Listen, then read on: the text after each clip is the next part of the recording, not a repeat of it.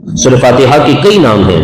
اللہ کے نبی علیہ الصلوۃ والسلام کے فرمان کے مطابق فاتحہ وہ عظیم سورت ہے، وہ برکتوں والی سورت ہے جسے سبع مثانی کہا گیا۔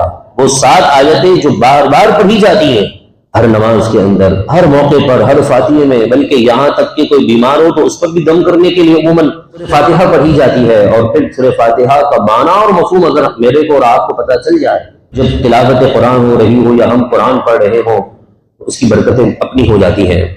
سورہ فاتحہ کا خلاصہ یہ ہے کہ ابتدا میں رب کی حمد ہے، الحمدللہ رب العالمین، کہ اللہ تیری ہر نعمت کا شکر ہے، تو نے مجھے اتنی نعمتیں دی، تیرا شکر ہے۔ آگے چل کر عبادت اور مدد کے عنوان کو اچھی طرح سے سمجھا دیا گیا کہ عبادت الگ ہے اور صالحین سے مدد مانگنے کا تعلق الگ ہے۔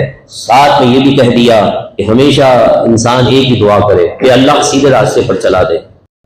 سیدھا راستہ کن کا ہے؟ صحابہ اور اہل بیت کا راستہ ہے، جن پر اللہ تبارک و تعالیٰ نے انعام اور اکرام نازل فرمایا کہ صراط الذین انعمت علیہم، انعام یافتہ لوگوں کے راستے پر چلنے کی دعا ہم بار بار کر رہے ہیں۔ یعنی اس پوری صورت کی آخری آیت کا خلاصہ یہ ہے کہ اچھے راستے اور ٹوٹے پورے راستے برابر نہیں ہو سکتے۔ جس طرح دن اور رات برابر نہیں ہے، تو اچھے لوگوں کے دامن سے وابستہ ہو کر ان کے نقش قدم پر چلنا یہ بہترین لوگوں کی نشانی ہے، اور جو لوگ برے ہیں ان کے راستوں سے بچنے کا ذکر ہے۔ وہ کون لوگ ہیں اس کا ذکر فاتحہ میں موجود ہے۔ ملائکہ کائنات فرماتے ہیں اللہ نے مجھے اتنا علم دیا ہے، اتنا علم دیا ہے، اتنا علم دیا ہے، اتنا علم دیا ہے، اگر میں سورہ فاتحہ کی تفسیر لکھنے لگوں، اس کو 70 اونٹ اس کی تفسیر کی کتابیں اٹھا کر لے کر چلتے رہیں، پھر بھی سورہ فاتحہ کی تفسیر کا حق ادا نہیں ہو سکتا۔ رب العالمین کی بارگاہ میں دعا کریں اللہ رب العزت ہمیں قرآن سے اپنا تعلق مضبوط رکھنے کی توفیق عطا فرمائے۔